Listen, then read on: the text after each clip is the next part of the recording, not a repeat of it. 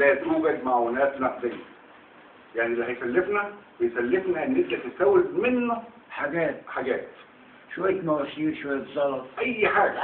فما فيش دوله بتسلف دوله ثانيه فلوس كاش ابدا. الا المعونات معناها مش بالضروره انها منح، في فرق بين المنح والمعونه. يعني قرض منصف، قرض بسعر فايده منخفض، يعني سعر فايده منخفض وعلى اجل زمني طويل، انما مش منحه. انما القاعده العامه ان اي قرض نستخدمه في ايه؟ بنشتري منه. ان اي قرض دولي او اي معونه دوليه بما فيها البنك الدولي بيقول لك تشتري من الدول اعضاء البنك الدولي، تروح تشتري منهم حاجه. فما فيش حد بيدي حد فلوس الا نادر جدا جدا. اما السعوديه والكويت كانوا بيدوا يعني لمصر وديعه نقديه او حاجه من حاجات نادره جدا جدا. يعني النقطه الثانيه كان في حد سال على القطاع العام برضه عشان ايه يعني احنا بنحب القطاع العام بشكل ايه يعني بديهي. ها بديهي بشكل متعودين على وجوده يعني وجود دوره يعني الحقيقه. فتصوري في الفتره الانتقاليه احنا ناس اشتراكيين، احنا اعضاء الحزب الاشتراكي المصري يعني، ومن مؤيده طبعا القطاع العام، وفينا ناس كتير اعضاء الحزب الاشتراكي المصري. نسبتنا هنا زي انت عارف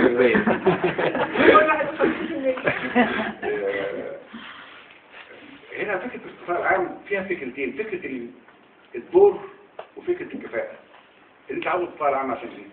اللي هو هدف الانتاج بتاعك ايه؟ هدف انتاج الدوله الاشتراكيه او الهدف الانتاج الوحده القطاع العام بتنتج حاجه تشبه حاجه الناس. هو ده الهدف الرئيسي. اي شركه بتنتج حاجه عشان تكسب، يبقى الهدف الانتاج هنا مش باقي حاجه بغض النظر عن توافر الفلوس.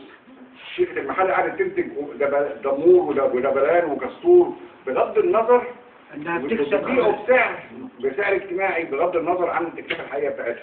انما شركه اي شركه خاص بتنتج نفس الخامه وتزود عليها اي حاجه وتبيعها بثلاث اربع امثال الثمن. ففكره القطاع العام ان انت مطلوب ايه؟ انت وليه مطلوب يبقى قطاع عام؟ يعني ليه ما يبقاش قطاع خاص؟ يبقى اول حاجه نوع الحاجه اللي بتنتج ومواصفاتها وسعرها، والحاجه الثانيه ان انت كحكومه او كمرتهن قرار اقتصادي بيبقى لك سيطره اكتر على القطاع العام. بتقول له انت في الخطه بتاعتي خطه التنميه الاقتصاديه يبقى في لازم يكون في تنميه، انت لك دور هحاسبك على دورك. دور القطاع العام عاده الكلام الصح انه بيبقى دور كمي مش كيفي، يعني لا يترجم لفلوس. ما تقولوش انا طالب منك ان انت تعمل مكتب كذا، ده بقول له انت طالب منك تعمل 10 مليون حله وزنهم كذا. عملت الهدف يبقى نجحت في السائره. مش اقول له انت المطلوب منك تعمل حجم من المبيعات كذا. بعض الشركات القطاع العام عشان برضه واحد ما يبقاش متحيز قوي كانوا بينتجوا مثلا الجوبلين يعني قماش رفيع، النسيج الرفيع، وهو مرتبط بهدف الوزن. فلما كان يتزنق في اخر السنه بينتج حاجات بناطين عشان وزنها يبقى تقيل عشان يبقى نجح في الهدف. طبعا النقطه الثانيه ان الفائض بتاع المكسب بتاع القطاع العام بيقول للدوله مش للفرد الثاني، انما القطاع العام بيكون وسيله لتحقيق الخطه. انما يعني ايه الاهم من ان هو يبقى قطاع عام ولا قطاع خاص، او يعني ايه مش بس اللي انت ان الدوله لو هي عايزه تسيطر وتوجه هتقدر. لو الدوله حددت سعر الخامات ومحدده حد ادنى للاجور وحددت معدل الربح وتاخد الضرائب وتخلي المحافظه يامن على العمال، هنزعل ليه؟ وبالتالي ففي صور ماشي لا ماشي يعني لا انا عاوز اقول ان في صور للسيطره مختلفه تماما عن القطاع العام وممكن تحقق نتيجه قريبه. اخذا في الاعتبار ان يا جماعه احنا النهارده بنقول في احتكار. ايام عبد الناصر في النص الاول من الستينات كان ممنوع ان يصل اجمالي مبيعات بعض الشركات لرقم معين. يقول لك مجموع مبيعاتك يبقى 100,000 جنيه حد اقصى. يبقى ده معناه ان مفيش احتكار ويسمع ويتيح الفرصه للناس ثانيه تشتغل. وبالتالي كان على القطاع العام اللي انا متحمسه جدا جدا لازم يبقى فيه قطاع خاص وانا ممكن اشغله واسيطر عليه. النقطه الثانيه ان القطاع العام الحقيقي محتاج رقابه شعبيه من داخل العاملين فيه ومن المجتمع المحلي.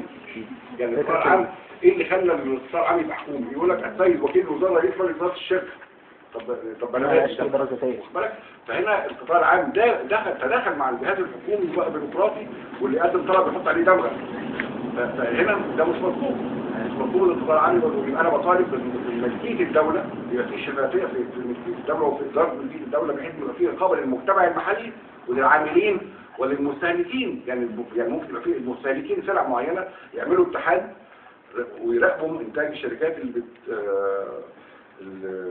او الناس اللي في الحي اللي في والحي- المصنع. طبعا والحي اللي في المصنع يراقبوا من ناحيه البيئه، من ناحيه المواصفات البيئيه، من ناحيه حتى يعني من مدى خدمته للمجتمع المحلي، لان كل مصنع ملزم بطبق القانون ان يخدم المجتمع المحلي بنسبه من ارباحه.